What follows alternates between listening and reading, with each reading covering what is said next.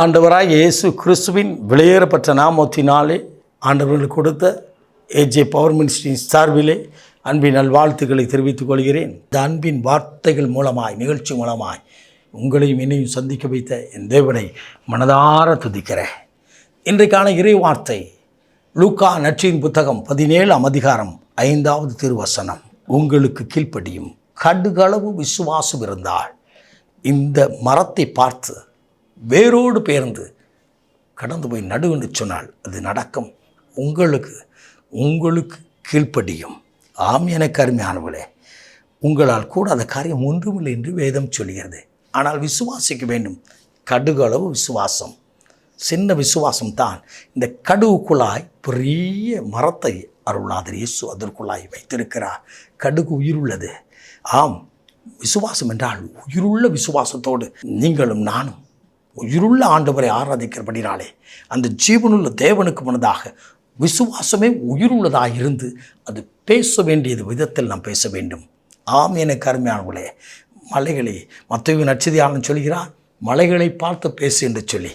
லூக்கா நற்செய்தியாளன் சொல்கிறார், இந்த மரத்தை பார்த்து பேசு என்று சொல்லி. எனக்கு அருமையான நீங்களும் நானும் பிரச்சனையை பார்த்து பேச வேண்டும். இறுதியில் விசுவாசித்து ஆண்டவராகிய இயேசு கிறிஸ்து எனக்காக, என் பாவத்திற்காக இந்த பூமிக்கு வந்தார். பிதாவின் மடியிலிருந்து இறங்கி வந்தார்.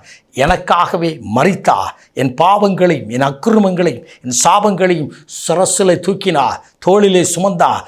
அவர் தன் மரணத்தினாலே பிசாசை ஜெயித்தார். அவர் எனக்கு கொடுத்திருக்கிற அந்த ஆசீர்வாதத்தின்படி அவருடைய நாமத்தினாலே நான் பேசுகிறேன் என்று சொல்லி அந்த பிரச்சனையை பார்த்து நாம் பேச வேண்டும். எனக்கு அருமையான அந்த பிரச்சனை மாறும், அந்த கண்ணீர் மாறும், கவலை மாறும். இது அருள்நாதர் இயேசுவே நமக்கு முன்மாதிரியாக இருக்கிறார். எனக்கு அருமையாக காற்றையும் கடலையும் பார்த்து பேசினார், இறையாதே என்று சொல்லி. இன்றைக்கு நீங்களும் நானும் நம்முடைய பிரச்சனைகளை பார்த்து இந்த பிரச்சனை இதோடு நிற்கட்டும் என்று பேசினால் நிச்சயமாக அதில் நிற்கும். இம்மட்டும் வா, மிஞ்சி வராது என்று சொல்லி சமுத்திரத்தின் அலைகளுக்கு ஒரு எல்லை வைத்த தேவன் உங்கள் கண்ணீருக்கு ஒரு எல்லை வைக்காமல் இருப்பாரோ? நீங்களும் நானும் பேச வேண்டும். நாம் பேசுவது இல்லாதபடி நாம் ஆண்டவரிடத்தில் நின்று ஆண்டவரே எனக்கு உதவி செய்யும், ஆண்டவரை செய்யும் என்று சொல்கிறேன். நீங்களும் நானும் பேச வேண்டும் என்று சொல்லி அருள்நாதர் இயேசு விரும்புகிறார். ஜபத்திலே நீங்கள் எவைகளை கேட்பீர்களோ பெற்றுக்கொள்வீர்கள். ஒரு நாளிலே நான் இந்த ஊழியத்திற்கு அழைக்கப்பட்ட நாட்களிலே நான் எங்கள் குடும்பத்தாரோடு பேசுவேன். ஒரு நாள் எப்படி தெரியுமா பேசுவேன்? ஒரு நாள் வரும், ஆண்டவர் சமூகத்தில் நாங்கள் ஆண்டவருக்காக நடத்துகிற அந்த குணமளிக்கும் வாச ஜபத்தில் இன்றைக்கு கைதட்டி பாடிக்கொண்டிருக்கிறோம்.